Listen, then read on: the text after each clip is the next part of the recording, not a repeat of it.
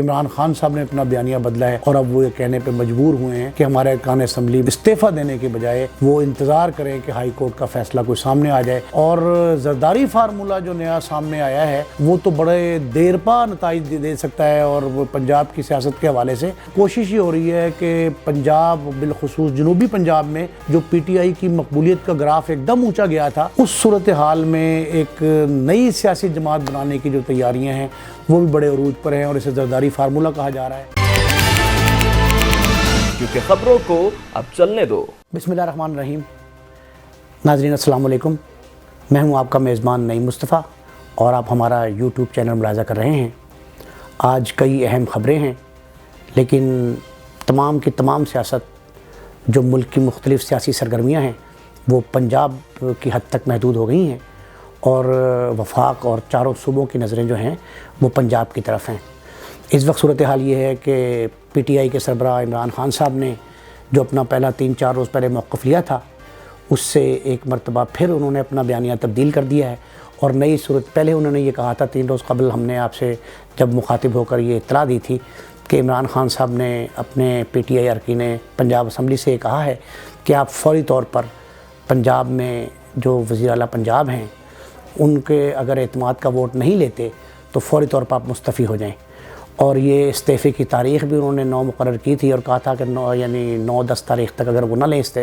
اعتماد کا vote assembly سے تو پھر آپ لوگوں کو استعفیٰ دے دینا چاہیے۔ اب نئی صورتحال یہ ہے کہ گزشتہ روز انہوں نے یہ کہہ دیا ہے کہ اس وقت تک ہمارے ارکان اسمبلی استعفیٰ نہ دیں جب تک ہائی کورٹ کوئی فیصلہ نہ دے دے۔ ہائی کورٹ میں 11 تاریخ ہے، 11 تاریخ مقرر کی گئی ہے۔ اعتماد کا ووٹ یا عدم اعتماد کی تحریک یا حکومت جو گورنر پنجاب نے جو اقدام کیا تھا اس کے خلاف جو حتمی فیصلہ ہے، یا اس سلسلے میں جو عدالت نے سمن دیے تھے، جو طلبی نامے بھجوائے گئے تھے، ان میں 11 تاریخ کو فریقین کو طلب کیا گیا ہے۔ تو عمران خان صاحب نے یہ کہہ دیا ہے کہ ہمارے ارکان اسمبلی جو ہیں وہ فوری طور پر ریزائن نہ کریں۔ اب اسے بعض ان کے مخالفین جو ہیں پی ٹی آئی کے وہ اس انداز سے دیکھ رہے ہیں کہ شاید عمران خان صاحب نے ایک نیا یو ٹرن لیا ہے، لیکن ناظرین میرا نہیں خیال کہ ایسا ہے۔ یہ سیاسی جو ہے خلا بازی بھی نہیں کہا جا سکتا، اسے سیاسی چال کہا جا سکتا ہے۔ انہوں نے ایک ایسا سیاسی مورا پہلے استعمال کرنے کی کوشش کی تھی، اور وہ کچھ لوگ یہ کہہ رہے ہیں کہ شاید قاف لیگ کو انہوں نے ٹیسٹر لگایا تھا، اور قاف لیگ کو اس سٹیج تک لانے کے لیے وہ تیار ہیں کہ جی وہ دیکھنا چاہتے تھے کہ قاف لیگ کہاں تک جا سکتی ہے۔ لیکن ناظرین ایک مرتبہ پھر چودھری پرویز الہی جو پرانے منجے ہوئے سیاستدان اور ایک بہت بڑے سیاسی خانوادے کے فرد ہیں، وہ کامیاب ہوتے دکھائی دیے ہیں کہ انہوں نے یہ جو بات پہلے کہی تھی کہ پاکستان تحریک انصاف جو ہے وہ 25 تاریخ والا وہ لمحہ یاد کرے جب وہ پریشان تھے اور چہرے سے جو ہے ان کے ہوائیں اڑ رہی تھیں۔ تو وہ صورتحال اس وقت جو ہے وہ چودھری پرویز الہی کے حق میں جاتی ہے کہ عمران خان صاحب نے اپنا بیانیہ بدلا ہے، اور اب وہ یہ کہنے پہ مجبور ہوئے ہیں کہ ہمارے ارکان اسمبلی استعفیٰ دینے کے بجائے وہ انتظار کریں کہ ہائی کورٹ کا فیصلہ کوئی سامنے آ جائے، یا ہائی کورٹ جو بھی کچھ بھی کرتی ہے اس میں کوئی نظر ثانی کی اپیل جاتی ہے، یا اس میں کوئی ریمارکس سامنے آتے ہیں، یا گورنر صاحب کے اقدام پر مزید بحث ہوتی ہے۔ تو ایسی صورتحال میں اس وقت بھی میرا خیال ہے چودھری پرویز الہی صاحب جو ہیں وہ فاتح قرار پا سکتے ہیں کہ وہ بڑی ذہانت سے جو ہے نا وہ گیم کھیل رہے ہیں،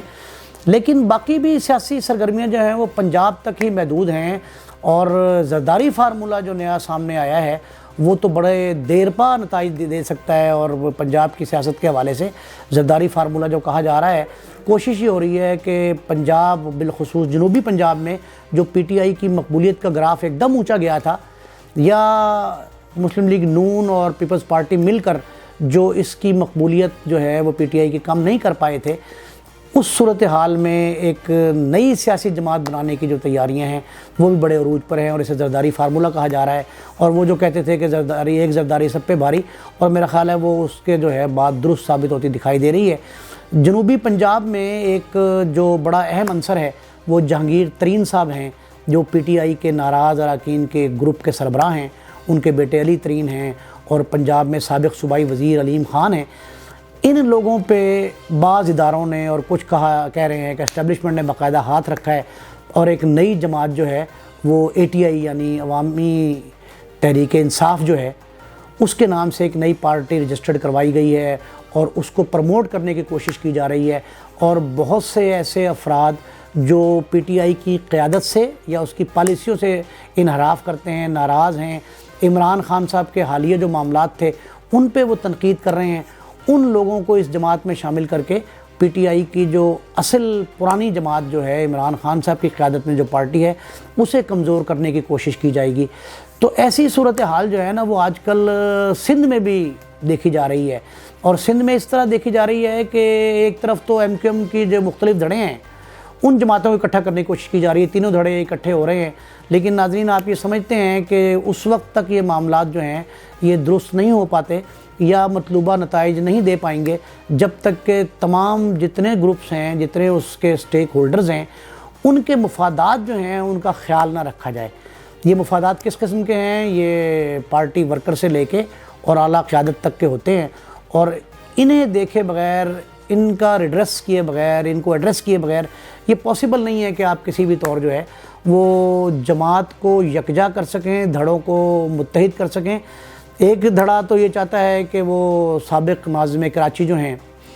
مصطفیٰ کمال صاحب ان کو سربراہ بنا دیا جائے، ایک خالد مقبول صدیقی صاحب کی سربراہی چاہتا ہے، ایک دھڑے کی یہ بات بھی شنید ہے، سننے میں آ رہی ہے کہ وہ الطاف حسین کو دوبارہ جو ہے متحدہ جو موومنٹ ہوگی، ایم کیو ایم متحدہ جو بننے جا رہی ہے، جو اتحاد ادغام کیا جا رہا ہے، اس کے سربراہ کے طور پہ الطاف حسین کو لایا جائے۔ تو یہ بہت ساری ایسی باتیں ہیں، یہ سندھ میں بھی چل رہی ہیں، لیکن پنجاب میں اس کا فوکس اس لیے زیادہ ہے کہ پنجاب میں پی ٹی آئی کی سیٹیں جو ہیں ان کو کم کرنا آئندہ الیکشن میں بہت ضروری ہے، اور آج کل سندھ کا جو معاملہ ہے وہ صرف اس لیے زیادہ بڑا ہے کہ وہاں بلدیاتی الیکشن ہونے والے ہیں، کراچی میں، حیدرآباد میں، سکھر میں، گرد و نواح میں، اور جن جگہوں پر بلدیاتی انتخابات ہو رہے ہیں